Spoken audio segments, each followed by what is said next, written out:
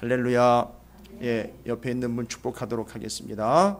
뭐라고 축복하시느냐 하면 이렇게 축복하겠습니다. 하나님께로 얼굴을 향하십시오 라고 축복하시기 바라겠습니다. 예. 요즘 새벽에는 이제 시편이 3권으로 넘어갔어요. 그래서 아삽의 시편이 진행이 되고 있거든요. 뭐 모르겠습니다. 저는 개인적으로 은혜를 많이 받고 있어요. 아삽의 시에서. 그 사람 업이 성전에서 찬양하는 사람이거든요. 악장이에요. 악장. 지금 요즘에 뭐 성가대장 이런 개념은 아니에요. 그거보다 더 상당히 포괄적이고 대단한 위치인 거거든요. 제가 월요일에도 말씀드렸고 어제도 말씀드리는데 뭐 우리 그저께 얘기하잖아요. 가끔 모일 때 우리 새벽기도 오신 분들은 들으셨을 거예요. 뭐 찬송 2곡 정도 대충 하고 모임을 시작합시다. 그런 게 어디 있어요? 대충 두 곡 정도 하고 시간 오래 걸려 한 곡만 하고 그냥 넘어가. 그런 게 어디 있어요? 말도 안 되는 소리죠. 그건 마치요 축도도 끝나지 않았는데 그냥 훅 하고 나가는 거나 마찬가지예요. 말도 안 되는 거예요. 여러분 그거 아삽한테 걸리면요 아주 그냥 아작납니다. 그 사람은 그거 그냥 넘어갈 리가 없어요. 그 사람은 목숨 걸고 찬양하는 사람이거든요.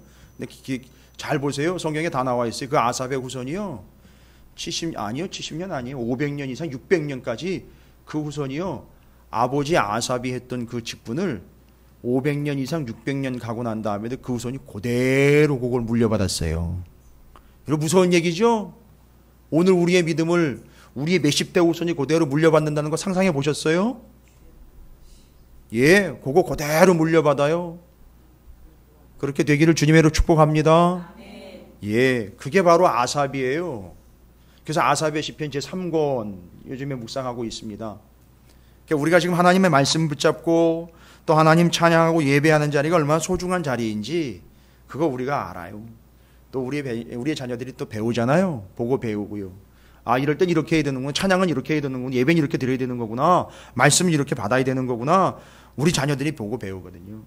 꼭 여러분을 통해서 그런 선한 영향력이 여러분 가문과 가족과 교회 안에 나가는 감리교회에 널리 퍼지게 되기를 주님으로 축복합니다. 한 가지만 더 안내 말씀 겸해서 드릴게요. 이제 우리 감독 선거와 감독 총회장 선거가 있어요. 감리교회예요. 저는 뭐 특별히 그 감리교회 목사기 때문에 누가 되시든지 저는 관심 없어요. 왜냐하면 그분들이 저를 잘 몰라요. 그래서 저는 관심이 없어요. 또 그분들도 저한테 뭐 잘 보이려고 하지 않고 문자 가끔씩 오는데 이런 분이 나오시는구나 이런 분이 나오시는구나. 저는 그렇게 그냥 알고만 있어요. 그냥 별로 관심 없어요. 왜냐하면 그분들이 우리 교회 오실 것도 아니거든요. 또 들어가면 또 상당히 심각하겠다. 심각해도 할 수 없어요. 뭐 저랑 상관이 없어요. 뭐 제가 나가는 것도 아니고요. 저는 아직 감리사도 못 됐어요. 아니면 총무도 못 됐고요. 예, 그것 때문에 서운해서 말씀드리는 건 절대 아닙니다. 그런데 돌아보고 다시 한번 살펴봐도 우리 감리교회가 참 기도가 많이 필요한 때예요. 그 수장들이 어떻게 세워지느냐에 따라서 또 감리교 신학대학은 또 총장 대리 체제로 또 넘어갔어요. 참 여러 가지로 참 마음이 어렵습니다. 요즘에 제가 뭐 목사님이 그런 걸 걱정 아니요. 저 감리교회 목사예요. 제가 감신대 출신이에요. 학교의 사태라든지 감리교회 이런 문제들 저 너무너무 누구보다도 안타깝게 바라보고 있어요. 그냥 이유는 다 나와 있어요. 성경 보면 다 나와요. 답은 다 나옵니다. 제가 더 이상 말씀 안 드릴게요. 여러분 뜨겁게 좀 기도 좀 해주세요.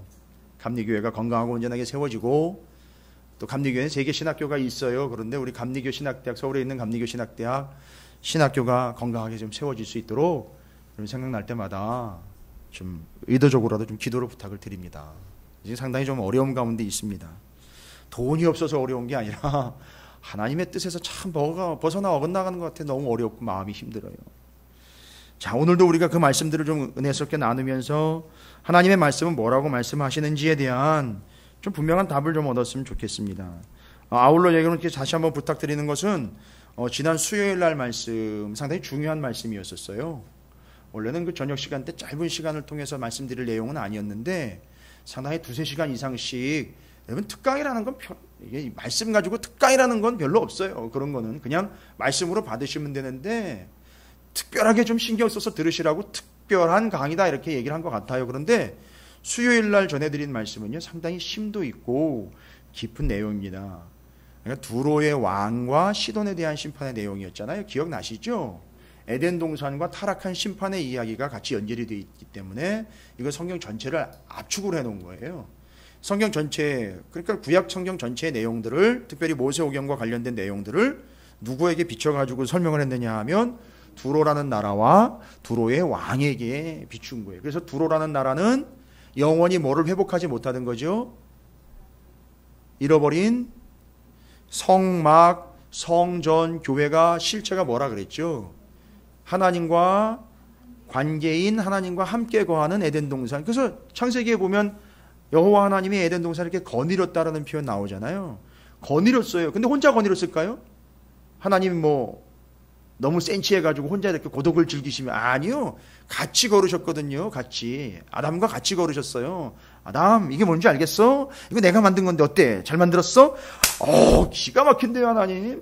정말 원더풀, 뷰티풀, 막 이렇게 얘기를 했을 거예요. 그렇죠? 그러다가 죄를 지어가지고 쫓겨났어요. 하나님 혼자 거니실다가, 야, 아담아, 일로 와. 야, 여기 이거 내가 얘기한 거지. 이거 이렇게 컸네? 참, 아담 없지. 이런 관계라는 거 여러분 좀 느껴지세요?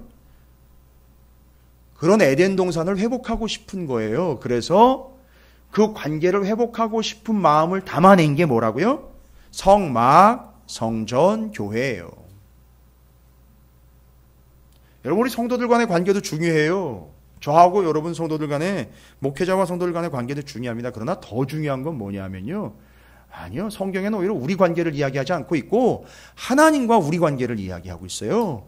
여러분, 거기 집중하세요. 자꾸 남의 눈치 보지 마시고요, 다른 사람 거 생각할 필요 없어요. 그렇다고 다른 사람을 무시하라는 얘기가 아니라 다른 거 신경 쓰다가 하나님과의 관계 놓쳐버리시면 큰일 납니다.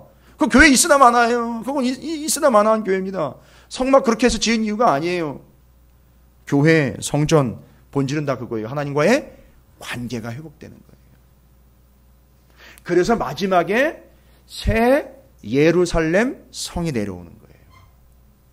그 의미에서 완전히 회복된 의미로, 완성된 의미로 새하늘과 새 땅, 새 예루살렘 성이 내려오는 거예요. 그게 회복된 걸로, 완전히 회복된 걸로요. 관계가 회복된 걸로. 자, 그래서 그 관계로서 에덴 동산에 대한 이야기했고, 그러나 두로는요, 하나님의 목적은 그렇게 사는 거예요. 관계가 회복되는 건데, 그러나 두로는요, 그 회복되어야 될 관계로서 예시한 그 에덴 동산이 어떻게 됐다? 회복 전혀 되지 않았다는 거예요. 어우, 무서운 거죠. 두로요. 그리고 두로의 왕, 그 사람은요, 하나님과의 관계가 회복된 존재가 아예 누구의 비유를 했죠? 예, 천사장인 루시퍼가 어떻게 했기 때문이에요? 루시퍼가 그 특징이 뭐라 그랬죠? 교만했기 때문에, 예, 천사가 뭐가 된 배경을 제가 말씀드렸죠? 천사가 어떠했기 때문에? 아주 교만했기 때문에 하나님이 추방하셔서 타락한 천사가 바로 사탄이 된 거에 대한 얘기. 그래서 두로 왕이 어떤 존재의 비유가 된 거죠? 타락한 천사인 사탄이 된 것을 비유했어요. 이게 다 뭐의 결과라고 얘기 드렸죠? 교만의 결과였었어요. 교만 자체가 죄라고 그랬죠. 그래서 잠언서의 교만에 대한 말씀들을 제가 많은 이야기들을 드렸습니다. 여러분, 이 두로의 왕, 하나님 앞에서 자기가 무엇처럼 되려고 하는, 신처럼, 하나님처럼 되려고 했던 그 교만한 자예요. 절대 하나님 앞에서는 우리가 우리 스스로를 높이거나 목을 뻣뻣하게 세운다거나 하나님과 동등됨으로 취할 것으로 여김받으려고 하나님처럼 되려고 했다간 큰일 난다는 거죠. 하나님 앞에서는 뭐를 낮춰라? 뿔을 낮춰라. 그냥 무릎 꿇어라 라는 얘기죠. 그 교만의 결과에 대해서 이제 이야기 드릴 거예요. 오늘 두로 이야기는요, 뭐 길게 말씀 안 드려도 돼요. 두로의 이야기, 근데 반드시 확인해야 되는 내용이 하나가 있어요. 두로는요, 두로의 왕과 함께 상당히 교만했어요. 왜 교만했는지는 여러분 아시겠죠? 그 사람이 왜 교만했고 그 나라가 왜 교만했는지요. 뭐요? 그렇지요. 뭐가 많았기 때문인 거지요. 결국은 돈이 많았기 때문이죠. 여러분, 교만은 절대치가 있다 그랬습니까? 교만은 어느 정도 교만해야지 그 이상 교만하고 그 밑으로는 겸손한 거다, 이런 기준이 없어요. 그래서 절대적인 개념이 아니라 교만은 상대적인 개념이에요. 그래서 상대적인 개념 두 가지 경우 얘기 드렸죠. 난 저 사람보다 못해. 나는, 여러분, 이런 게, 제가 제 얘기 드릴게요. 제가 만약에 이렇게 목회를 해요. 지방회를 가고 연회를 가고요. 목사님들 모이는데, 저 사람은 큰 교회 목사인데? 나는 작은 교회가, 개척교회고, 그냥 모르는 척 해야지, 그냥. 얘기하다 보면 교인 숫자 나올 거고, 예산 얘기 나올 거고, 서로 또 그러다 보면 난 자랑할 게 없는데, 저 그러지 않습니다. 오해하지 마세요.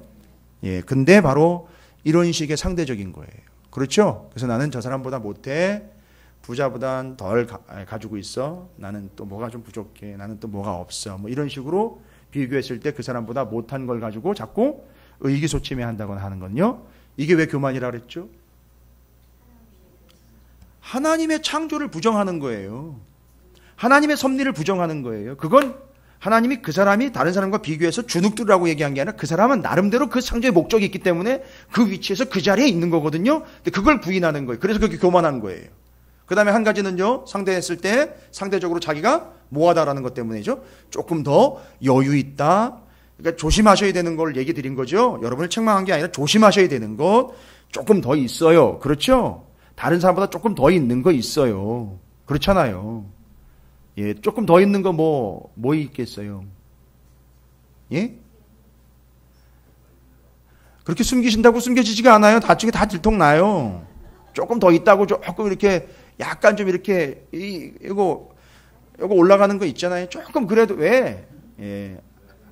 제가 자꾸 여러분을 이 저녁에 뭔가 자꾸 캐내려고 하는 것 같은 그런 느낌이면 절대 그런 거 아니에요. 그래도 내가 조금 더 우리 저쪽 교회로도 마찬가지로 우리 교회는 그래도 저 교회보다 이런 식으로 그렇잖아요. 그죠? 아니에요? 예. 좋은 건데 맞는 건데 그게 상대적으로 우리를 묘하게 만들 수 있다? 교만하게 만들 수 있어요. 그 교만은 죄라 그랬어요, 여러분. 진짜 교만은 죄예요. 정말 그 교만은 죄예요. 그래서 내가 그래도 다른 사람보다 조금 더 한 거 있어요. 예. 내가 조금 더 잘생긴 거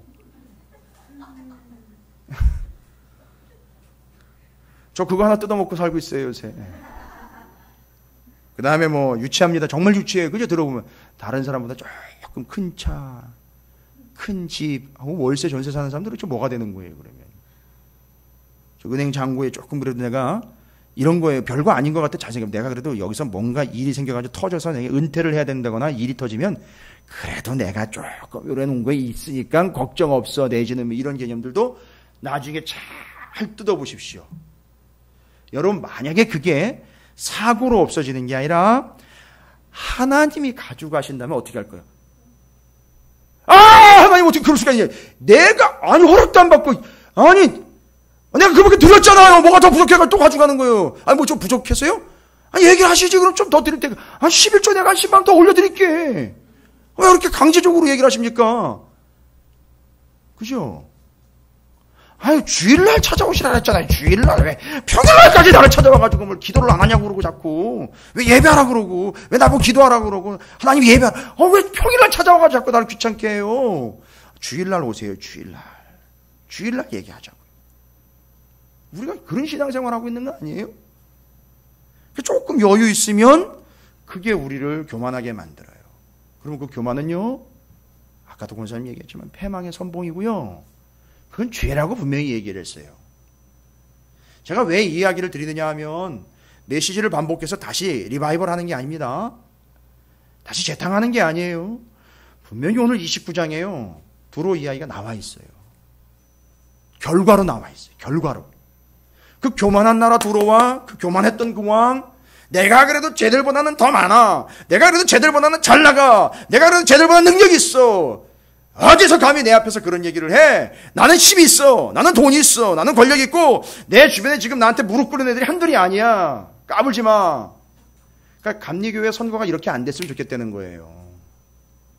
이렇게 안 됐으면 좋겠다는 거예요. 조금 유력하다 내지는 자기 주위에 얘기해주는 사람과 나를 밀어주는 사람이 이렇게 많네 저렇게 많네.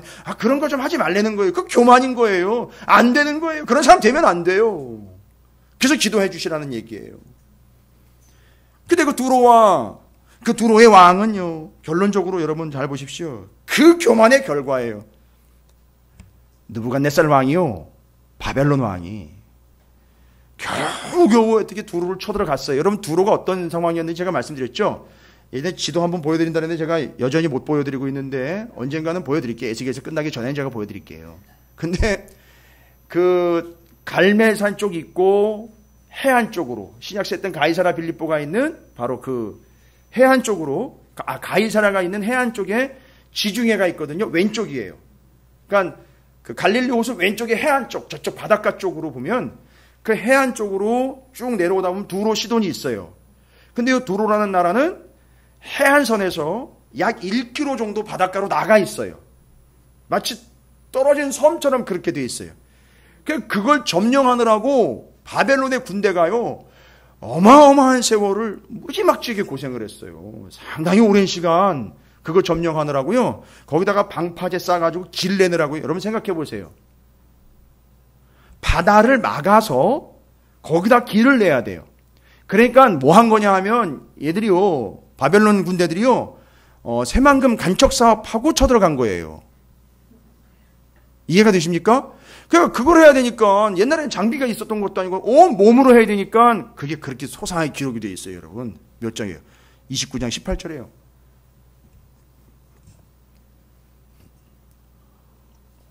29장 18절이 바벨론 느부갓네살 왕이 두로를 쳐들어갈 때 그 상황 얘기한 거예요. 그거 한번 같이 읽어보실까요?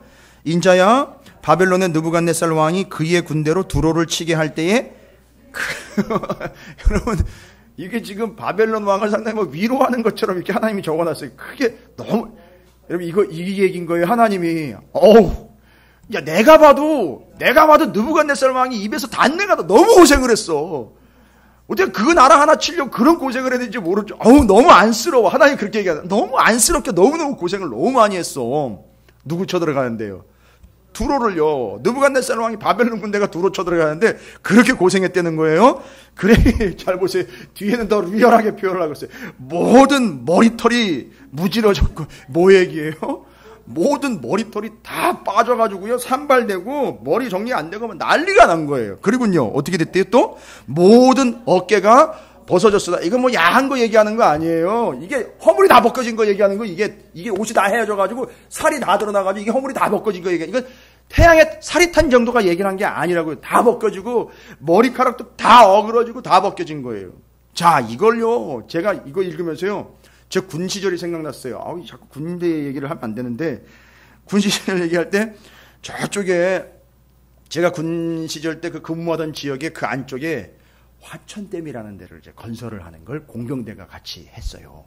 공병대가 가가지고 그게 또 군사적으로 연결이 돼 있거든요. 그게 화천댐을 공사를 할 때 저희 대대가 정말 대대적으로 같이 투입이 됐어요. 그래가지고 군대 저희 대대 막사가 있잖아요. 막사에서 한참 들어가야 돼요. 그 38선 쪽으로요. 한참 들어가가지고선 들어가서 작업을 해야 되는데 몇 달을 거기 가가지고 작업을 해야 돼요. 가서 뭐 하는 줄 아세요, 여러분? 군사기밀 아니에요, 뭐 이런 건. 재원 뭐 길이가 얼마고 뭐 어떻게 되고 이런 게 이제 얘기하면 안 되는 거지만, 가가지고요, 여러분. 그 전문 용어로 그 대빵이라는 게 있어요. 대빵이 뭐냐면 이거 얘기가 아니라 큰 판이에요, 큰 판. 쇠로 만든 판. 그 위에다가 이제 자갈 넣고 시멘트 넣고 물 부어가지고 거기다 그 위에서 이렇게 비비는 철판이 있어요. 그걸 대빵이라고 그래요. 거기서 그걸 사람이 다 비벼가. 요즘은 레미콘 갖다 하잖아요. 근데 옛날에는요, 그 레미콘을 불러도 되지만 그게 돈이 들잖아요. 그러니까 군인들이 있는데요, 뭐. 그걸 다 비볐어요. 비벼가지고 그걸 콘크리트 친다 그러죠? 그걸 만드는 거예요. 그걸 거기다 부어가지고 그걸 계속 쌓아가는 거예요. 그거에 투입이 된 거예요. 이걸 군대에서 혹시 이게 감사 나오는 거 아닌지 모르겠네. 그런 얘기를 할 필요 없는, 아니, 이제 걔가 이해하실게. 그런데, 대대 중대가 거기 다 투입이 돼가지고 지금 몇 달째 지금 거기 일을 하고 있으니까, 한 번은 부모님이 면회를 왔어요. 저희 부모님 말고, 저희 중대에, 이제 자대 배치 받은 지 한 두세 달 됐는데, 부모님이 면회를 온 거예요. 부모님이 면회를 오셨는데, 대대로 오셨단 말이에요. 대대로 왔는데 애가 없잖아요, 여기. 거기 댐에 가가지고 공사하고 있는 거예요. 지금 열심히 고참들하고 그거 열심히 비비면서 하고 있는 거예요. 그래가지고 어떻게 합니까? 중대장님한테 연락을 해가지고 거기서 이제 중대장 모시고 갔어요. 모시고 가가지고선 저 기다리고 계시라고, 조금 기다리고 계시면 이제 내려올 거라고. 아이, 그래가지고 조금 이제 기다리고 있다라는 게 그 준비를 제대로 못해가지고 선임병이 공사판에서 공사하던 그 친구를 바로 데리고 내려온 거예요. 여러분 그거 상상되세요? 바로 데리고 내려왔는데 모습이요? 아니, 우리는 일상이에요. 우리는 그거 별로 이렇게 놀랍지 않아요. 놀랍지 않습니다. 그 시멘트가 이렇게 하루에 들어오면 그 추레라라는 거죠. 포크레인 실어나가는 그 뒤에 긴 거. 거기다 싣고 와요. 정신 나갔어요. 시멘트 거기다 10,000포 이상 싣고 오는 거예요. 그럼 그걸 내려야 되는 창고에다가. 그럼 그거 작업병을 아침에 모집을 해요. 저녁까지 그거 막걸리 먹으면서 그거 해야 돼요. 저는 막걸리도 못 먹잖아요. 시멘트 먹으면서 그거 해야 돼요. 그럼 시멘트 독이 올라요. 그럼 아주 독을 쓰고 하는 거예요, 그거를. 그거 한 포에 40kg예요, 시멘트요. 근데 걔가 그냥 내려온 거예요. 그리고 엄마는 아버지는 바깥에서 기다리고 있었는데 애가 내려오는데 몰라본 거예요. 내 아들인지. 그래서 허옇게 시멘트 다 묻고 막 페인트 아니라 그 시멘트 튀어가지고 범벅이 되고 옷은 이게 군인인지 일꾼인지 이거 뭐 구분도 안 되고요. 막 떼구정을 꼬질꼬질 해가지고 뭐 난리도 아니에요. 엄마가 그걸 보고 앉아가지고 그냥 거기서 우는데 전 중대가 다 튀어나온 거 아닙니까? 이거 뭔 큰일이 생겼나 해가지고 애가 죽은 줄 알고요. 엄마가 얼마나 속이 상한지, 얼마나 마음 아파하는지. 저희 고참들이 미안해가지고요, 애 데리고요, 목욕탕 들어가가지고 싹 씻겨가지고 A급 전투화에다가 A급 전투복 싹 입혀가지고 외출증 딱 끊어가지고 1박 2일 부모님 차 모시고 차로, 군용차로요. 군용차로 모셔가지고 하천 시내에다가 읍내에다 갔다가 딱 모셔다 드리고 여관까지. 그리고 죄송하다고 좋은 시간 보내시라고. 그리고 모셔다 드리고 왔어요. 여러분 이게 뭐 죽을 일은 아니거든요. 군대 가가지고 당연한 일인데 부모님이 와가지고 보니까 너무 뭐 마음이 무너지는 거예요. 제가 왜 이런 얘기를 드렸느냐 하면 이 야밤에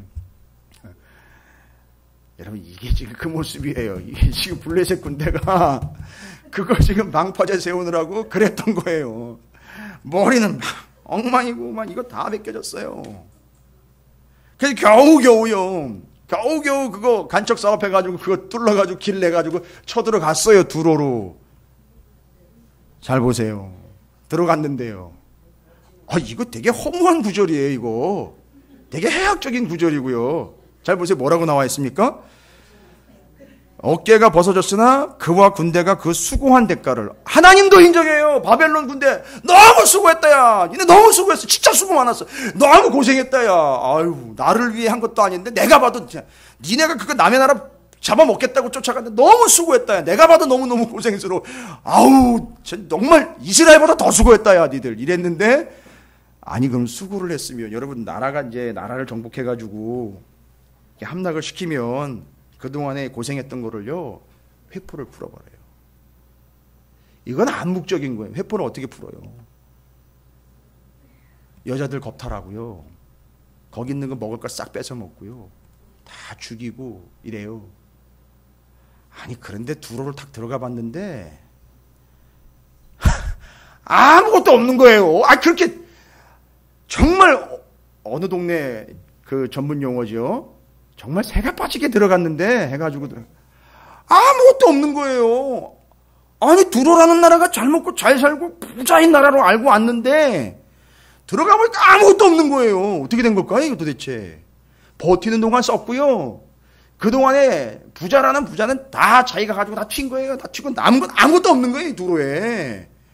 그러니까 지금 완전히 허망성쇠에다가 빛 좋은 개살구가 된 거예요. 가가지고 보니까 기껏 이렇게 해가지고 여기 허물 다 벗어지고 머리 다 벗어지고 그리고 왔는데 엄청나게 엉망진창이 돼가지고 고생 끝에 여기 왔는데 거둘 수 있는 건 아무것도 없는 거예요. 여러분 근데 이 이야기를 들으면서 제가 질문을 드려볼게요. 그러면 아무것도 안 남아있는 두로가 더 안타까운 걸까요? 아니면 아무것도 못 건진 바벨론 군대가 더 안타까운 걸까요? 여기서 얘기하려고 하는 건 뭘까요? 28장이 여기서 정리가 돼요. 두로는 어떤 나라였죠? 하나님이 보았을 때 부자였고 뭐 이런 건 중요하지 않아요. 하나님은 그런 거 따지지 않아요. 그렇죠? 하나님한테 기억되는 두로는요, 그 왕은 아주 교만한 나라예요. 교만한 사람이에요. 그렇죠? 근데 그 결과는 뭡니까? 교만의 결과가 여기 나와 있어요. 정말 그 교만한 척하고 잘난 척했고 다 뭐 있는 것 줄 알았는데 봤더니만 아무것도 없는 거예요. 여러분, 이게 교만의 결과예요. 그래서 여러분, 교만을 경계하시라는 게 그 얘기인 거예요. 여러분, 절대 교만하시면 안 돼요. 그 결과는 뻔해요. 아무것도 없는 거예요. 그 말 그대로 허망성세인 거예요. 교만한 자의 최후요, 아무것도 남는 게 없습니다. 여러분, 경계하십시오. 무엇 때문에 교만한지는 모르겠지만 교만은 절대 안 됩니다. 용납하지 마십시오. 그 결과는요, 빈털털이에요. 아무것도 안 남아있어요. 그렇게 해서 두로 정리 끝내는 거예요, 여러분. 그리고 누구 얘기 나오죠? 이제 애굽 얘기 나오는 거예요. 근데 애굽은요, 두로와 삐스름하게 가는 것 같아요. 두로도 참 자기네가 가진 것 때문에 참 교만했고 자랑 많이 했죠. 근데 지금 29장 시작되면서 쭉 읽어보시면 그 애굽의 바로 왕이 상당히 좀 자랑을 해요. 그렇죠? 이런 거는 그냥 자랑이라고 하지 자랑질이라고 그래요. 좀 격하더라도 좀 용서하십시오. 왜냐하면 이제 바로가 바로 그런 의미로 자랑질을 하는데 뭘 자랑을 해요? 그 두로 왕과 두로처럼 뭐 이렇게 재산이 많았다 뭐 이런 얘기를 하지 않고 딱 하나 자랑해요. 그렇죠. 무슨 강이죠? 나일강을 자랑을 해요. 근데 그 나일강을 자랑을 하면서 이게 또 지가 너무 교만해지죠. 뭐라고 얘기를 해요? 그 나일강을? 그래, 자기가 만든 거라는 거. 요것도 또 정신 못 차려. 요것도 왔다 갔다 이제 이게 완전히 또 이렇게 좀 몽롱하네요, 이제. 예. 좀 메롱인 상태가 지금 되는 거예요, 이 사람도. 예, 바로의 왕도요. 정신을 못 차리는 거죠. 근데 여러분 기억해 보시면 아시겠지만 한 500년 아니요. 한 1000년 전 이야기만 봐도요. 한 500년 전 이야기만 봐도 한 몇백 년 전 이야기만 봐도 와우. 여러분 그 나일강이 마른 적이 있었다는 거 여러분 아셔요? 그렇게 자랑했던 그 자랑스러웠던 나일강이 몇 년 동안 말랐어요? 예? 목사님 그 나일강 말랐다는 얘기는 성경에 안 나와 있는데요. 아니 꼭 얘기를 해야지 됩니까? 이미 얘기가 됐잖아요. 예. 그렇죠. 그러면 이제 누구 인물이 딱 나오죠.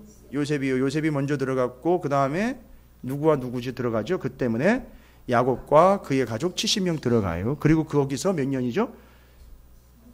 430년 동안 종살이 하고 나옵니다. 오늘 그 종살이 하고 나오는 이야기가 이제 관건이 돼야 되는데, 하여튼 그 전 이야기로 가자면, 여러분 기억해 보세요. 정말요. 이스라엘이 거기 들어가기 전에 무슨 일이 있었느냐 하면 나일강이 7년 동안 마른 적이 있었다고요. 거기 그 나라가 가뭄이 왜요? 가뭄이 와도 상관이 없는 건 뭐가 있기 때문이에요. 나일강이 있기 때문인데요. 흉년이 들었어요. 그러면 뭔 얘기입니까? 나일강이 정기적으로 범람을 해가지고 그 물을 끌어들여서 그거 잘 돼 있었거든요. 관계시설이 잘 돼 있어요. 물 잘 빨아들여가지고 물 잘 이용을 했기 때문에 1년에 2번, 3번씩도 농사를 지을 수 있었던 그런 나라. 그러니까 먹을 게 너무너무 풍부했던 나라예요. 걱정이 없었는데 이 나라에 흉년이 왔단 말이에요. 비가 안 내리는 개념이 아니라 비가 안 내리는 걸로 걱정을 안 했어요. 이 사람들은 나일강이 흘러가기 때문에. 근데 그 나일강이 몇 년 동안 말랐다는 거죠. 7년 동안 말랐다는 거 아닙니까? 그리고 한 430년 뒤에 또 한 번 일이 있었잖아요. 그 나일강을요. 한번 기억해. 그렇죠. 전체 먹을 수도 없고 쓸 수도 없게 거기서 개구리 막 튀어나오고요. 물고기 다 썩고 그다음에 그게 막 피로 변화. 그렇지 않습니까? 그런 거 한 2가지 정도만 경험을 했어도요. 이거 기억력만 조금 좋으면 그거 떠올리면은요. 지가 감히 그 나일강의 주인이고 지가 만들었다는 얘기를 할 수 없거든요. 그러니까 이게 성경적 지식이 전혀 없는 거예요. 알죠. 왜냐하면 이 사람은 이제 예수를 영접하지 못한 사람이기 때문에, 하나님을 영접하지 못했기 때문에 신앙이 없으니까 그런 걸 그런 식으로 연결을 못하겠지만 자기가 그렇게 함부로 이야기할 건 아니잖아요. 나일강 내가 만들었다. 나일강 최고다. 맞아요. 최고의 선물인 건 맞아요. 역사가들도 그 나일강에 대해서 최고라고 쳐졌어요. 그런데 그게 하나님의 손에 의해서 7년 동안 마른 적이 있었고 거기가 핏물로 변한 적이 있었단 얘기예요. 이걸 모르는 거예요. 이 왕이. 그리고 교만합니다. 근데 거기서 하나님이 어떻게 하셨죠? 이스라엘을 거기서 출애굽을 시켜요. 두로라는 나라와는 관계가 또 달라요. 그렇죠? 요게 관건인 거예요. 하나님은 애굽에 있었던 이스라엘을 빼내신 거예요.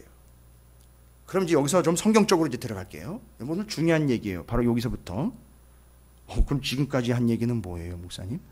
그것도 중요하죠. 이 말씀을 위해서 지금 좀 복선을 쫙 깔아드린 거예요. 지금까지 정리 잘 되셨어요? 예. 근데 애굽은 두로랑은 달라요. 이스라엘과 애굽과의 관계는 이런 사전적인 관계가 있어요. 전에 그런 관계가 있었어요. 그래서 하나님은 거기서 끌어내셨어요. 끌어내가지고 어디로 이끌어내셨죠? 광야로 이끌어내가지고선 광야에 나오자마자 어디로 이끌고 가시죠? 1년. 이끌어내자마자 바로 어디로 데리고 가느냐 하면 시내산으로 데리고 거기서 1년 머물러요. 그렇죠? 그리고 중요한 게 뭐죠? 바로 그 출애굽 시키자마자 하나님은 이스라엘과 그렇지 언약을 맺어요. 마치 하나님은 어떻게 보면 자꾸 오해하지 마시고 들으세요. 느낌상 뭐가 그렇게 무섭고 뭐가 그렇게 떨려가지고 하나님 뭐가 그렇게 조바심 나셔가지고 애굽에서 빨리 끌어내가지고 빨리 이스라엘과 언약을 맺어가지고 우리는 결혼 관계야. 너하고 나는 결혼한 관계야. 언약 관계야. 그러니까 잊지 말아야 돼. 그걸 왜 그렇게 빨리 이스라엘 백성들과 언약을 체결하시려고 잽싸게 끌어내셔가지고 시내산에 오자마자 바로 모세 끌어올려가지고 거기서 두 돌판 거기다가 딱 1계명부터 4계명까지 5계명부터 6계명까지 쫙 적어가지고서 하나님이 그걸 계약을 삼으셨을까? 뭐를 의식하고 있는 거긴 해요. 설명은 안 했지만 분명히 뭐가 의식이 돼요. 뭐가 의식이 되느냐 하면 애굽에서 몇 년 있었죠. 1년 시내산에 머물고 40년 광야에 머물러도요. 문제는 뭐냐면 430년이라는 세월을 애굽에서 있었기 때문에 뭐 할 수 있다는 거죠.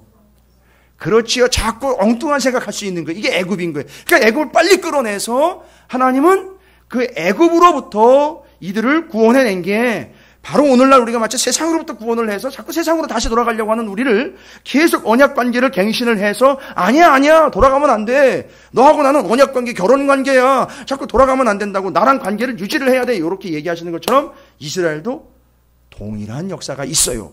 그게 바로 애굽과의 관계예요. 그래서 여러분 언약 맺고 하나님이 뭘 주시죠? 십계명 주시잖아요. 십계명 주셨어요. 그렇죠?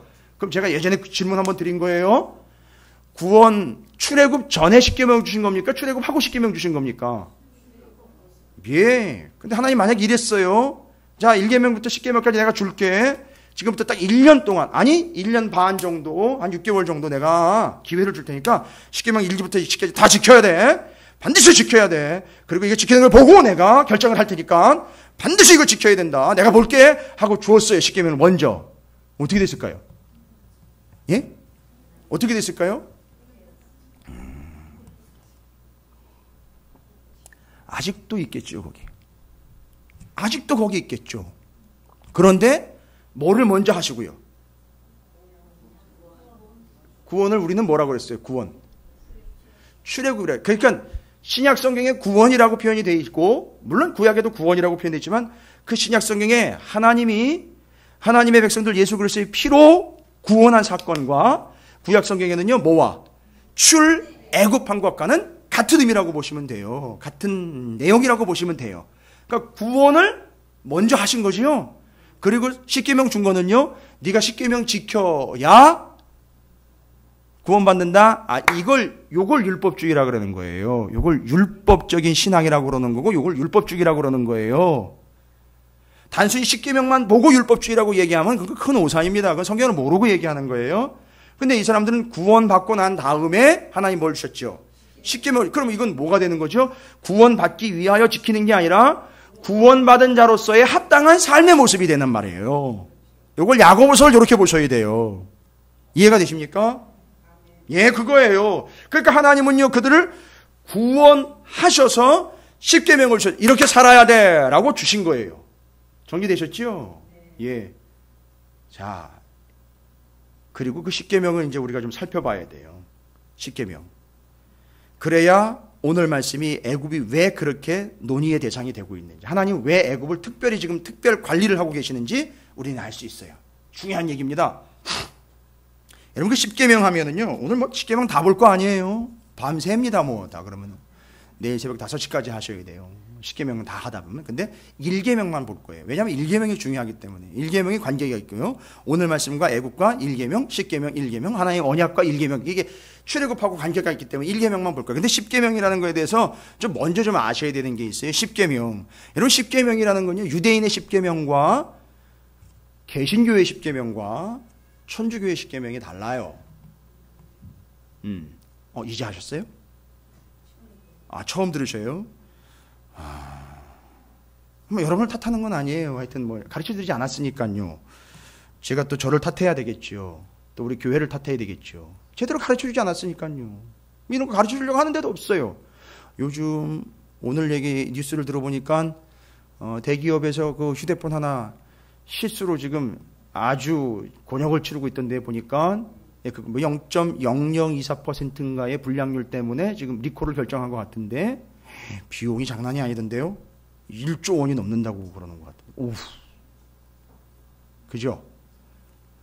그러니까 우리는 돈 얘기 나오면 또 확 벌이 입 벌렸잖아요. 돈 얘기 나오면 끝나는 거죠. 근데 여러분 제가 그런 생각을 해봤어요. 야, 그 제품도 불량이면 그렇게 리콜을 해야 되는데, 야, 교회 성도들도 리콜 만약에 한다면 어떻게 될까요?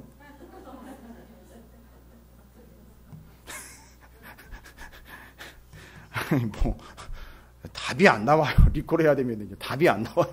정말 답이 안 나옵니다. 근데, 그렇게 은혜를, 하나님 고쳐 쓰시니까 뭐 리콜 할 필요 없이 그냥 하나님 고쳐 쓰시니까.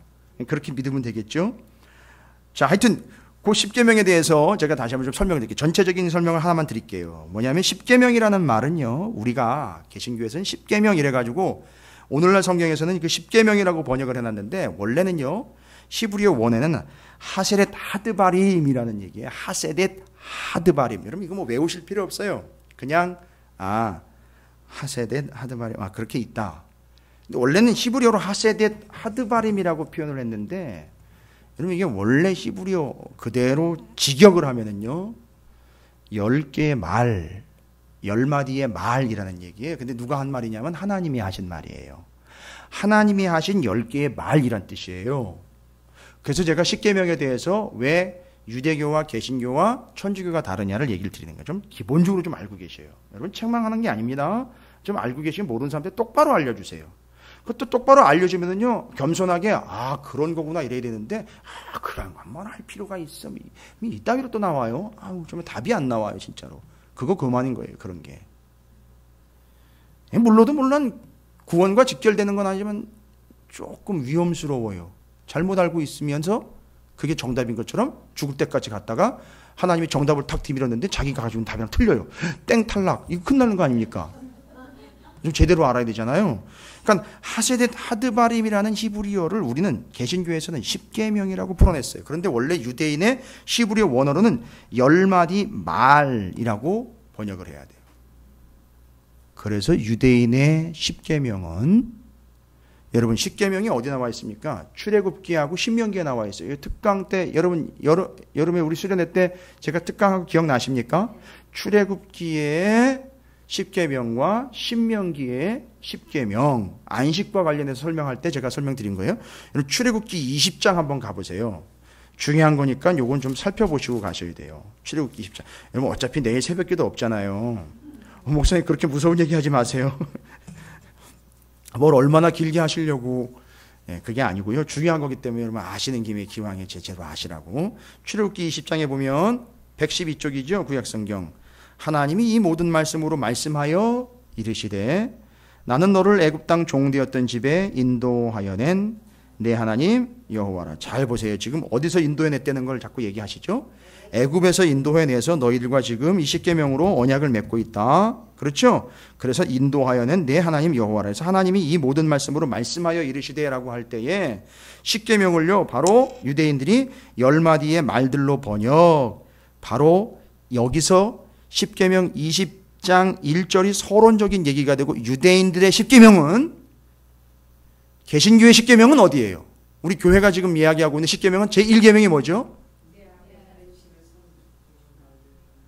출애굽기에 나와 있는 걸로 하면 3절이죠. 너는 나 외에는 다른 신들을 내게 두지 말라라는 게 제1계명이죠. 유대인들은요 2절이 1계명이에요. 계명이니까 자꾸 우리는 뭐 해야 돼 말아야 돼를 이야기하는 걸로 자꾸 떠올리죠. 근데 유대인들이 10계명을 하세댓 하드바림, 하나님이 하신 10개의 말, 10마디 말, 그러니까 하나님 하신 그대로 풀어내면은요 첫 번째 말씀은 뭐라는 얘기죠? 나는 너를 애굽 땅 종되었던 집에서 인도하여 낸 내 하나님 여호와라. 이게 1계명이에요, 여러분. 유대인들한테는 이게 1계명이라고요. 근데 개신교에서는 3절이 1계명이에요. 그래서 그게 차이가 있는 거예요. 그럼 목사님, 천주교는요, 2절, 3절을 합쳐서 1계명으로 만들어 버렸어요. 그리고 천주교의 10계명의 특징이 뭔지 아세요? 뒤로 가보세요. 4절, 그게 없어요. 예. 왠지 아시죠? 예. 4절이 없어요. 천주교의 10계명은 4절 내용이 빠져 있고, 그러면요, 그러면 9계명 되지 않아요? 왜요? 하나가 빠졌으니까. 그렇죠? 그 9계명 어떻게 되는지 아세요? 나머지 10번째 계명은 내 이웃의 아내와 내 이웃의 것을 탐내지 말라를 둘로 나눠버렸어요. 아내 탐내지 말, 내 이웃의 아내 탐내지 말라는 내 이웃의 것 아내 탐내지 말라를 2개를 나누어서 2개의 계명으로 만들어버렸다고요. 이건 상당히 좀 논란이 되고 있는 내용이기 때문에 제가 여기서 이야기 드리고 싶진 않아요. 그러니까 천주교의 10계명과 분명히 개신교의 10계명과 유대인들의 10계명은 지금 다르다라는 걸 말씀드렸고, 그리고 유대인들은 지금 하세댓 하드바림이라는 10계명을 우리는 그 10가지 지켜야 되고 하면 안 되는 거에 대한 그 구속적인 개념으로 마치 법조항처럼 얘기를 했는데, 유대인들은 그게 아니고 그냥 하나님이 하신 말씀 10마디 말씀으로 정리를 했던 거예요. 그렇죠? 그래서 지금 우리는 계명의 첫 번째 계명이 유대인과 개신교와 천주교가 다른 게 바로 거기에 있는 거예요. 그런데 우리는 이제 개신교고 성경에 나와 있는 것대로 이제 이야기해서 우리가 첫 계명이라고 이야기하고 있는 첫 번째 계명, 우리는 뭐라고 얘기하고 있다고요? 20장 3절이에요. 3절에는 뭐라고 나와 있습니까? 첫 번째 계명. 여러분 이거 본문을 읽지 않고 물어보면 100이면 100 다 뭐라고 얘기하냐면 나 외에 다른 신을 섬기지 말라고 대답을 해요. 근데 절대 섬기지 말라는 얘기는 안 나와 있어요. 예. 그러니까 여러분이 눈치가 엄청 빠른 거예요, 지금. 예. 그러니까 이게 지금 말씀으로 트레이닝 효과예요. 지금 보시면 너는 나 외에 다른 신을 내게 섬기지 말라 이러는 거는요, 뭐 하지 말라는 얘기인 거예요, 결론은. 우상 숭배하지 말라는 거, 그건 너무 쉬워요. 안 그렇습니까? 너는 나 외에 다른 신을 섬기지 말라 이러면 정확하고 명확하고 아니 분명해요. 그렇죠? 다른 신 섬기지 말라는, 우상 숭배하지 말라는 얘기로 받아들이면 돼요. 섬기지 말라 그러면. 근데 여기서는요, 두지 말라는 거예요. 두지 말라는 거. 이게 도대체 뭔 의미인가? 두지 말라는 거는. 왜 컵을 여기다 뒀어요? 그러니까 여기다 두지 말라는 얘기인가? 아니 이렇게 지금 꼬꼬질해가지고 뒀어요. 그러니까 치우라는 얘기인가? 그러니까 두지 말라는 말이 참 어려워요. 어떻게 해석을 해야 될지.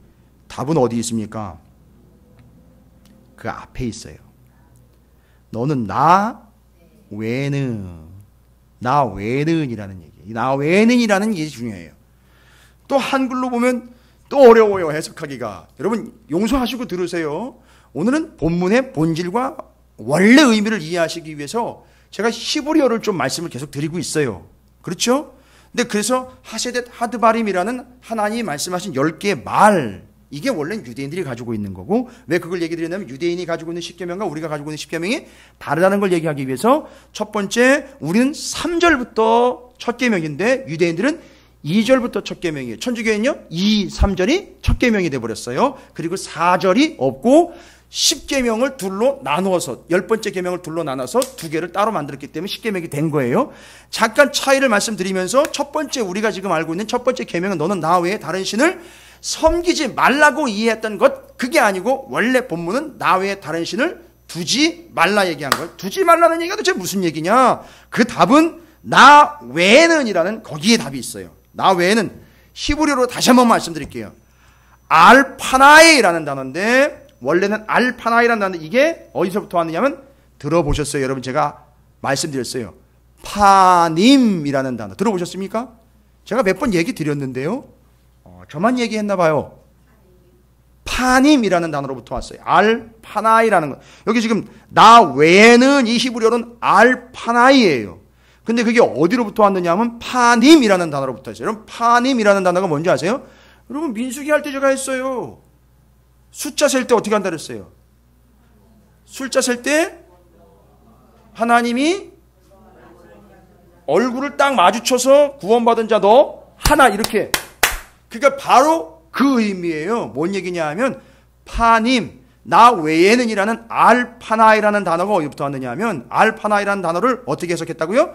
나 외에는 이라고 해석을 했어요. 근데 그게 어디로부터 하냐면 파님이라는 단어로 써요. 파님은 뭐냐 하면 얼굴이라는 뜻이에요. 면전이라는 뜻이에요. 면전이요. 내 앞에서, 내가 보는 앞에서, 내 얼굴 앞에서라는 뜻이에요. 그러니까 지금 나 외에는 이라는 말은 뭐예요? 직역을 하면 내가 보는 내 얼굴 앞에서, 아니 그 얼굴 앞에다가 아예 거기도 히브리어 1번 이래가지고 각주 달아놓은 거 보이십니까? 성경에? 좋은 성경은 다 그렇게 돼 있어요. 뭐 나쁜 성경이 어디 있겠습니까? 정품 성경만 있죠. 근데 바로 그 1번 히브리어 내 앞에라고, 그게 파님이라는 단어에서 온 거예요. 근데 여기까지 잘 따라오시고 계셔요? 정리가 되셔요? 복잡하지 않으세요? 이 야밤에 피곤하고 그냥 일도 늦게까지 하고 왔는데 히브리어는 한창 잘 쏟아놓고 십계명 얘기도 하고 뭐 천주교 얘기도 하고 유대교 얘기도 하고 복잡해. 복잡하세요? 아니죠? 정리되시죠? 기왕에 아시는 거 제대로 알고 계세요. 그리고 좀 제대로 얘기를 해주세요. 모르는 사람들한테요. 또 너무 아는 척 하시면 우리 교회 안 와요. 또 가가지고 내가 또 무식하게 아무것도 모르는 것처럼 앉아 있어야 되는 거 이렇게 착각할 수 있으니까 그러지 마시고 겸손하게 잘 좀 설명을 해주셔야 돼요. 그런데 바로 그 파님이라는 단어, 내 얼굴, 내 면전, 내 앞에, 여러분 이게 바로 아주 중요한 개념이에요. 뭐냐 하면 내 얼굴 앞에, 여러분 지금 잘 보세요. 십계명은 누구와 누구가 계명을 맺는 거죠? 하나님하고 이스라엘 백성하고잖아요. 그러면 하나님 계약 맺는데 지금 하나님 얼굴 앞에는 누가 있어요? 이스라엘 백성이 있잖아요. 그렇죠? 이거 지금 계약 맺는 거잖아요. 이거 계약 쌍방이 있어야 되잖아요. 그죠?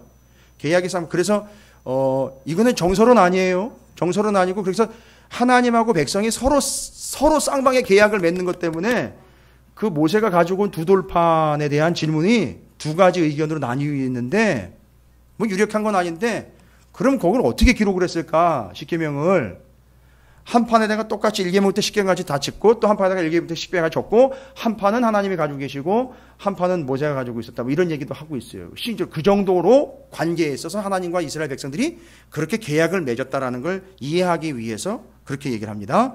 그런데 잘 보세요. 하나님과 이스라엘이 지금 뭐를 맞대고 있다는 얘기죠?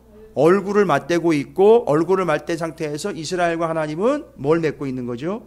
언약을 맺고 있는 거죠. 그러니까 하나님은 뭐라고 얘기하는 거예요? 너는 나 외에 다른 신들이라고 얘기했지만, 여기 신이라는 것은 뭐 우락부락하게 생긴 이상한 형체를 가지고 있는 신들의 개념이 아니라 내 사이에, 너와 나 사이에 끼어들 수 있는 그 어떤 모든 것들도 다 허락하시지 않는 거예요. 그러니까 내 앞에는 너만 있었으면 좋겠어. 또 너 앞에는 나만 있었으면 좋겠어. 그래서 너하고 나 사이에는 그 어떤 것도 끼어들어와 섬기는 거 아니에요. 그러니까 사람들이 착각을 해요. 섬기는 거 아니고요, 그냥 갖다 놓은 거예요 해서 갖다 놓은 게 누가 그런 짓 했어요? 갖다 놨잖아요. 그냥 섬기려고 해요 라고 하지도 않고 그냥 들여오니까 갖다 놨어요. 그 누가 했어요 그 짓을? 그래요, 솔로몬이 그 짓 한 거예요. 그러니까 이런 것들을 그런 식으로 악용한 거예요.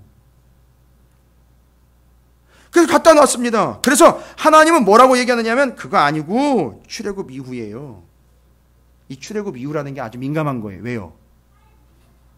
애굽에서 나오고 난 이후에 제일 첫 번째 계명에서 얘기하시는 게 이거예요. 너하고 나 사이에, 내 얼굴 앞에는 너만 있었으면 좋겠어. 그리고 너 얼굴 앞에는 나만 있었으면 좋겠어. 그래서 너하고 나 사이에는 어떤 다른 게 끼어들어오지 않았으면 좋겠어. 이거 이해가 되세요? 여러분, 신혼부부가요, 둘이 신혼집을 차렸는데, 아니, 신혼부부 사이에 누가 자꾸 끼어들어와요? 이거 말이 됩니까? 안 되는 거죠? 그렇죠? 그건 있을 수 없는 일이에요.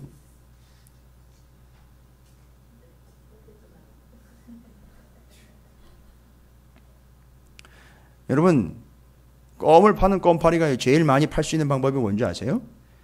다정스러운 연인들만 공략하는 거예요. 그래가지고 연인들은 어떻게 해요? 여러분, 딱 카페에 가보면 연인인지 아닌지 알아요. 그죠? 연인인지 부부인지 안단 말이에요. 이렇게 해야 실감이 오시나요? 그냥 연인인지 아닌지 알 수 있어요. 어떻게 해요? 더 이상 어떻게 가까이 가요? 그런데도 배에다가 테이블 아예 붙여가지고 둘이 쳐다보고 앉아가지고 그렇게 딱 마주보면서 이게 네 컵인지 이게 네 컵인지 그게 구분이 안 돼요. 그냥 서로 먹여주는 건지 먹고 있는 건지 바싹 붙어가지고 그것도 안 되니까 이제 어떻게 해요? 그 좁은 너무 구석에서 의자도 하나밖에 없어. 그런데 거기 같이 나란히 앉아버리잖아요. 그죠? 그러니까 지금 하나님하고 이스라엘 하나님 백성 사이에서는 다른 게 끼어들지 마. 그래서 왜 껌파리가 그렇게 팔아야 되냐면요, 빨리 그 사이를 비집고 들어가요. 그럼 빨리 가라고 빨리 사준단 말이에요. 그게 전략이에요. 그러니까 다른 게 들어오지 못하게 만든단 말이죠. 그러니까 하나님과 이스라엘 사이에는 다른 게 들어오면 안 되는 거예요. 그러니까 하나님 외에 다른 게 거기 끼어들어가면 안 되는 거란 말이에요. 여러분, 제가 좀 심한 얘기 할게요. 심한 게 아니에요. 위험한 얘기니까 잘 들으세요. 하나님과 나 사이에는 거기 내 아들도 들어가면 안 되는 거예요. 이해가 되십니까? 하나님과 나의 관계 사이에서는 목사도 거기 들어가면 안 돼요. 1:1 하나님과 해결하셔야 돼요. 너하고 나 사이에는 누구도 들어가지 말고, 제가 그 역할을 해드릴 수 있어요. 뒤에서 하나님한테로 그냥 꽉 박치게 하라고 그냥 꽉 밀어드릴 수 있어요. 그냥 하나님을 제가 밀 수는 없으니까 하나님 장모님 받으세요 하고 싹 밀어드릴 수 있어요. 뒤에 가가지고 하나님 권사님 받으세요 하고 싹 밀어드릴 수 있단 말이에요. 하나님과 뭐 키스를 하든 뭐 뽀뽀를 하시든 그냥 끌어하시든 그건 뒤에서 제가 해드릴 수 있어요. 그런데 그 사이에 끼어서는 안 되는 거예요.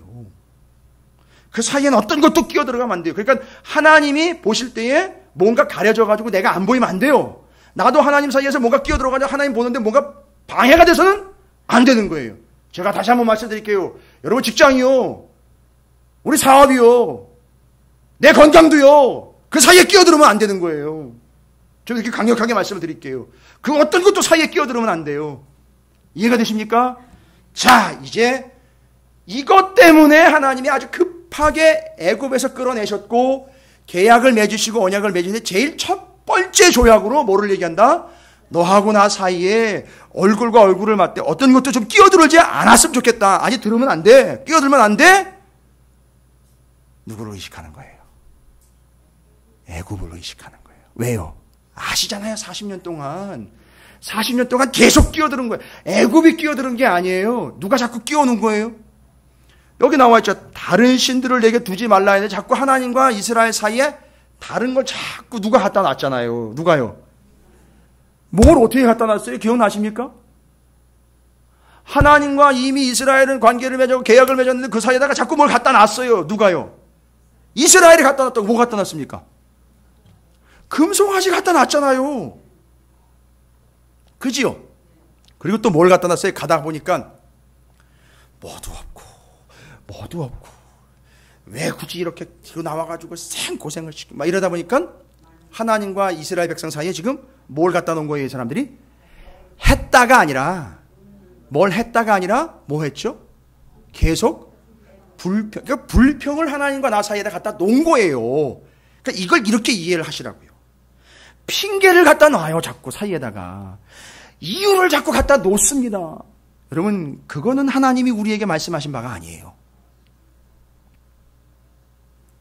그러니까 지금 왜 제가 이렇게 상당히 심각하게 출애굽기 20장의 십계명 이야기와 출애굽 이후에 바로 이루어졌던 그 하나님과 이스라엘 백성 사이의 언약에서 첫 번째, 너는 나 외에 다른 신을 나와 너 사이에 갖다 놓지 말아라 라고 이야기한, 너 앞에는 내가 있고 내 앞에 너만 있었으면 좋겠다라는 이야기가 뭐냐? 잘 보세요. 29장 16절이에요. 바로 왕이 교만하고 뭐 거기 나일강이 어쩌고 저쩌고 이런 거는요 다 예, 그건 하나님이 뭐 하실 수 있어요? 하나님이 다 정리하실 수 있죠? 두로의 왕처럼 다 정리 가능하시죠? 여러분 거기 포인트 맞추시면 안 돼요. 왜 이스라엘에게 지금 애굽이라는 나라가 민감하느냐 하면 이거예요. 16절 보세요. 이게 핵심이에요. 18절은 두로 왕 정리 끝냈죠? 교만의 결과는 아무것도 없더라는 거예요. 남는 게 없어요. 그 사람 완전히 껍데기예요. 교만한 사람 나중에 가보세요. 아무것도 없어요. 아무것도 안 남아있어요. 빈털털이에요. 그런데 지금 16절에 보면 애굽이 왜 하나님에게 심판을 받는지 중요하게 나와 있어요. 이스라엘이 잘못한 부분도 있지만 이스라엘은 자꾸 어떻게 했느냐? 16절로 그렇게 했어요. 이스라엘은 자꾸. 지금 여기 에스겔서니까 출애굽한 지 1000년이 지났어요. 기억이 나십니까? 지금 왕정 500년 지났죠. 한 70년 가야 되죠. 한 500년 지났고 뭐 또 지났죠. 그 전에 광야 40년 지났고 그 다음에 40년 나오자마자 바로 무슨 시대가 이어졌죠? 사사시대니까요. 지금 잘 보세요. 거진 1000년이잖아요. 그죠? 1000년의 시간이 지났음에도 불구하고 아직까지도 어떤 컨디션인지 보세요. 이스라엘이. 잘 보시면요. 그들이 16절이에요. 다시는 이스라엘 족속에 뭐가 되지 못할 것이요? 의지가 되지 못. 이건 뭐예요? 이스라엘이 자꾸 애굽을 지금까지도 뭐 하고 있는 거죠? 의지하고 있는. 그러니까 하나님과 이스라엘 사이에 애굽이 자꾸 애굽이 알아서 끼어드는 게 아니라 애굽을 이스라엘이 하나님과 이스라엘 사이에다가 갖다가 놓는 거예요. 왜? 이거 잘 아시잖아요. 이스라엘의 왕들, 남유다의 왕들이 바벨론에가 붙을까? 아수르에가 붙을까? 이도저도 아니면 애굽의 도움을 청할까? 이게 바로 뭐라는 거죠? 하나님과 이스라엘 사이에다가 누굴 갖다 놓는 거죠? 애굽을 갖다 놓는 거예요. 더 힘세게 여겨지는 것들을 갖다 놓은 거예요. 이해가 되시죠? 그러니까 하나님은 왜 애굽이 이스라엘을 괴롭혀서의 문제가 아니라 자꾸 애굽을 요 상태로 두면 어떻게 하기 때문이죠? 그렇죠. 이스라엘이 자꾸 의지해가지고 어떤 행동을 한다는 거예요. 제1계명을 계속 어기는 삶을 산다는 거지 않습니까? 어떻게 함으로 이스라엘이 애굽을 갖다 놓고 또 갖다 놓고 하나님과 나 사이에는 하나님하고 나하고만 쳐다보면 그게 최고인데 그 사이에다가 그걸 자꾸 갖다 놓는 거예요. 그러니까 하나님이 아예 애굽을 어떻게 하셔요? 절대 이스라엘이 의지하지 못할 존재로 다운을 시켜버리는 거예요. 여러분 조심하세요. 여러분이 정말 의지가 될 만하고 괜히 큰 소리 칠 만하고 하나님 앞에는 나만 있고 내 앞에는 하나님만 있어야 되는데 자꾸 그 사이에 뭐가 자꾸 끼어들어오는 것 같잖아요. 하나님은 뭐에 관심이 있어요? 하나님은요, 여러분의 주머니에 관심이 없습니다.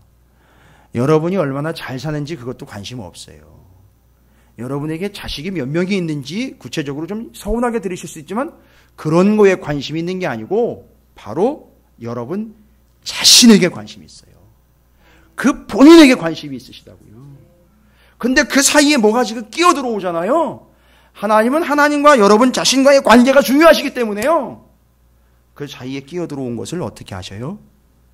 하나님이 제거하시거나 이걸 무력화시키시는 거예요. 그리고 그냥 하나님만 바라보게 해요. 그래서 지금까지요, 뭐 나름대로 어려운 일들 겪어보시고 아픈 일들 겪어보셨잖아요. 답이 다 나오시죠? 왜 그렇게 하셨는지. 뭐만 하도록 하기 위함이죠.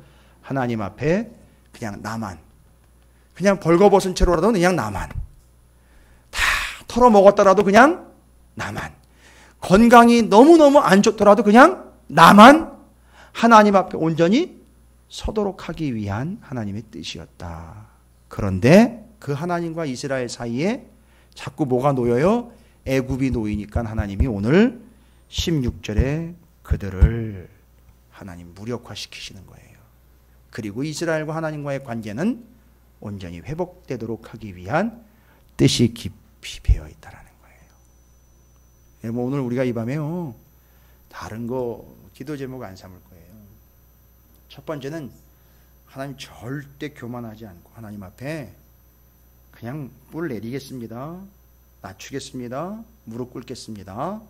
두 번째는요, 하나님과 저 사이에는 그냥 아무것도 없이 그냥 하나님 앞엔 제가 있고 제 앞에는 하나님만 계시기, 그렇게 살겠습니다. 그러니까 이게 요즘에 우리가 시편 나누는 게 다 여기에 걸려드는 거예요. 뭐죠? 선택하셔서 하나님께 가까이 하게 하는 자들이 복이 있다. 하나님을 가까이 함이 내게 복이다. 이게 다 이거랑 연결되는 거예요, 여러분. 그리고 아삽은 이런 개념을 알까요? 모를까요? 알죠. 하나님 앞에는 내가 있고 내 앞에는 오직 하나님만 있게 하기 위해서 아삽은 아예 뭐를 업으로 삼았죠? 하나님을 찬양하는 것을 업으로 삼았어요. 다른 거 안 하고요. 여러분 오늘 이 밤에 그거 좀 결단하셨으면 좋겠어요. 예, 하나님, 생각해 보세요. 지금 여기까지 온 거 다 뭐예요? 어쩌다가 온 겁니까? 그냥 굴러굴러 온 건가요? 아니요. 다 하나님의 은혜로 여기까지 온 거예요. 정말 한량없는 하나님의 은혜로 여기까지 오게 된 거예요. 그나마 하나님 앞에 그렇게 섰기 때문에 여기까지 온 거예요. 이제 우리는요, 하나님 앞엔 내 앞엔 하나님만 있어서 야, 저리 좀 피해봐. 나 저기 찾으셔야 되는 교회, 저기 저 장로, 저 권사, 저 집사, 저 성도, 저 얼굴 내가 봐야 돼. 너 끼지 마. 너 저기로 가라고. 난 그게 봐야 돼. 내 사랑하는 내 새끼 봐야 돼. 내 얼굴 봐야 돼. 내 얼굴 보여줘야 돼. 아, 나도 보고 싶어. 너 끼지 마, 자꾸. 저쪽으로 가라고. 내가 아끼는 내 백성이 내 자녀란 말이야. 너 자꾸 끼지 마. 난 쟤 봐야 돼. 그리고 난 저 사람한테 내 얼굴을 보여줘야 돼. 너 자꾸 끼지 마. 밀어놓으신단 말이에요. 우린 자꾸 거기다 갖다가 밀어 넣는단 말이에요.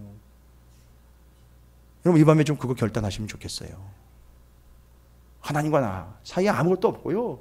그냥 하나님 앞에 내가 있고 내 앞엔 하나님이 계시는 거.